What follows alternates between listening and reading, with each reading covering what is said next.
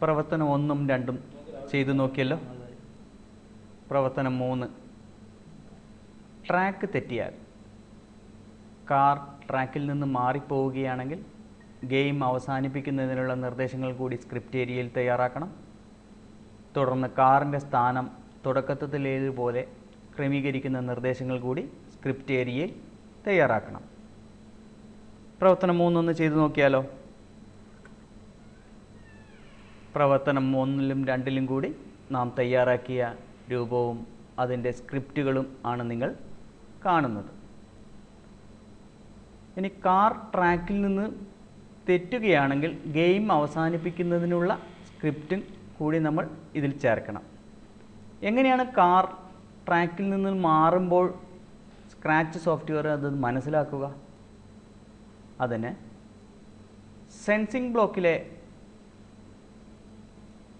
Colour sensing എന്ന് പറയുന്ന code segment ഉപയോഗിക്കാം. Colour A is touching another colour B. ഈ രീതിയിലുള്ള കോഡിൽ കളർ കാറിൻ്റെ മധ്യഭാഗത്തുള്ള കറുപ്പ് നിറം ട്രാക്കിലെ പച്ച നിറവുമായി തൊടുമ്പോൾ എന്ന് പറയുകയാണെങ്കിൽ കാർ ട്രാക്കിലെത്തി എന്നുദ്ദേശിക്കാമല്ലോ. അതിനുവേണ്ടി ഒന്നാമത്തെ കളർ ബോക്സിൽ ക്ലിക്ക് ചെയ്ത്, അപ്പോൾ മൗസ് പോയിൻ്റർ ഒരു ഐ ഡ്രോപ്പർ രൂപത്തിലേക്കായി മാറിയിട്ടുണ്ടാവും. അത് കൊണ്ടുവന്ന് കാറിലെ മധ്യഭാഗത്തുള്ള കറുപ്പ് നിറത്ത് ക്ലിക്ക് ചെയ്യുക. തുടർന്ന് ഈസ് ടച്ചിങ് ആ കളർ ബോക്സിൽ ഒരിക്കൽ കൂടി ക്ലിക്ക് ചെയ്ത് വീണ്ടും ഐ ഡ്രോപ്പറായി മാറിയിട്ടുണ്ട്. ട്രാക്കിലെ പച്ച നിറത്തിൽ ക്ലിക്ക് ചെയ്യുക. ഇതൊരു കണ്ടീഷനിൽ ഉൾപ്പെടുത്തേണ്ടതുകൊണ്ട് കൺട്രോളിലെ ഈഫ് ഒരിക്കൽ കൂടി എടുക്കുക. ഈഫിൻ്റെ കണ്ടീഷൻ ഭാഗത്ത് കളർ സെൻസിങ് കണ്ടീഷൻ ചേർക്കുക. ഇപ്പോൾ കാറിൻ്റെ മധ്യഭാഗത്തുള്ള കറുപ്പ് നിറം ട്രാക്കിലെ പച്ച നിറത്തിൽ തൊട്ടാൽ എന്നായിട്ടുണ്ട്. അങ്ങനെ സംഭവിക്കുമ്പോൾ കാറ് അവിടെ നിന്ന് അപ്രത്യക്ഷമാകണം. അപ്രത്യക്ഷമാകാനുള്ള കളർ സെഗ്മെൻറ്റ് ലുക്സിലാണുള്ളത്. ലുക്സിൻ്റെ ബ്ലോക്ക് ഓപ്പൺ ചെയ്യുക. തുടർന്ന് അവിടെ നിന്ന് ഹൈഡ് എന്ന് പറയുന്ന സെഗ്മെൻറ്റ് ഈഫിൻ്റെ ബ്ലോക്കിൽ ചേർക്കുക. തുടർന്ന് 2 സെക്കൻഡ് വെയിറ്റ് ചെയ്തതിന് ശേഷം വീണ്ടും കാർ പ്രത്യക്ഷപ്പെടണം. അപ്പോൾ 2 സെക്കൻഡ് വെയിറ്റ് ചെയ്യാനുള്ള നിർദ്ദേശത്തിന് വേണ്ടി കൺട്രോൾ ബ്ലോക്കിൽ വീണ്ടും പോവുക. അവിടെ വെയിറ്റ് 1 സെക്കൻഡ് എന്ന് പറയുന്ന സെഗ്മെൻറ്റ് നമ്മൾ വലിച്ചിടുന്നു. 1 എന്നുള്ളതിന് പകരം 2 സെക്കൻഡ് ആക്കുന്നു. തുടർന്ന് വീണ്ടും ലുക്സിൽ പോയി കാറിനെ വീണ്ടും കാണാൻ വേണ്ടി ഷോ എന്ന് പറയുന്ന സെഗ്മെൻറ്റ് ആ വെയിറ്റ് 2 സെക്കൻഡ്സിൻ്റെ അടിയിൽ ചേർത്തു. തുടർന്ന് കാറിനെ പൂർവ്വസ്ഥിതിയിൽ ആക്കേണ്ടതുകൊണ്ട് ഗോ ടു എന്ന് പറയുന്ന ഒരു കോഡ് സെഗ്മെൻറ്റ് നമ്മൾ ഉപയോഗിക്കുന്നു. അത് മോഷൻ ബ്ലോക്കിനാണുള്ളത്. ഗോ ടു XY എന്നുള്ള രീതിയിലുള്ള ബ്ലോക്ക് നമ്മളിവിടെ ചേർക്കുന്നു. ഷോയുടെ അടിയിൽ ചേർക്കുന്നു. അവിടെ കാറിൻ്റെ ഇപ്പോഴത്തെ പൊസിഷൻ നമ്മൾക്ക് ഇവിടെ നോക്കിയാൽ മനസ്സിലാകും. X0 Y -119 എന്നാണ് കാണുന്നത്. അതുകൊണ്ട് എക്സിൻ്റെ സ്ഥാനത്ത് 0യും വൈയുടെ സ്ഥാനത്ത് -119 ചേർക്കുന്നു.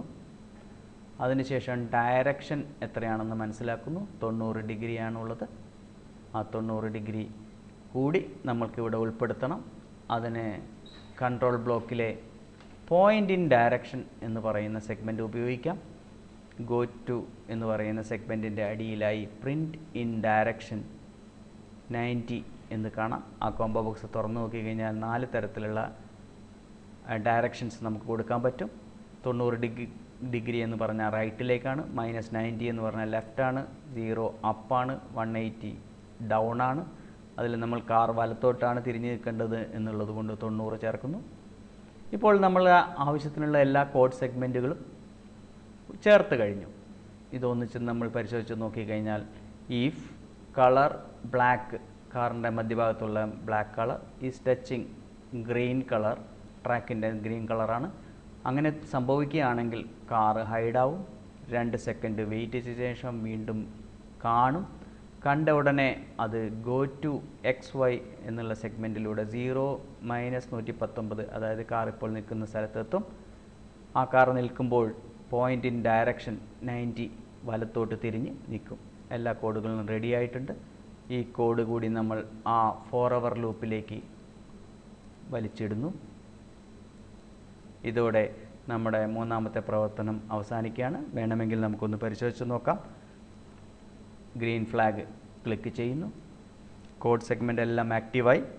മുന്നോട്ടുള്ള ആരോ കീ അമർത്തും കാർ മുന്നോട്ട് ചലിക്കുന്നു. ബാക്കോട്ടുള്ള ആരോ അമർത്തിയും കാർ പിന്നിലേക്ക് ചലിക്കുന്നു. വലത്തോട്ടുള്ള ആരോ കീ അമർത്തിയപ്പോൾ കാർ വലത്തോട്ടും, ഇടത് ലെഫ്റ്റ് ആരോ അമർത്തിയപ്പോൾ കാർ ഇടത്തോട്ടും സഞ്ചരിക്കുന്നുണ്ട്. എല്ലാം ഭംഗിയായി നടക്കുന്നുണ്ട്. ഇനി ഏതെങ്കിലും ഒരു കാരണവശാൽ കാർ ട്രാക്കിൽ നിന്ന് വെളിയിലേക്ക് പോവുകയാണെങ്കിൽ പോയി ഉടനെ കാർ അപ്രത്യക്ഷമായി. 2 സെക്കൻഡിന് ശേഷം കാർ വീണ്ടും തിരിച്ച് പൂർവ്വസ്ഥാനത്ത് എത്തിച്ചേർന്നു. കോഡുകളെല്ലാം വളരെ ഭംഗിയായി പ്രവർത്തിക്കുന്നു. ഇതോടെ മൂന്നാമത്തെ പ്രവർത്തനം നാം ഭംഗിയായി ചെയ്തു കഴിഞ്ഞു.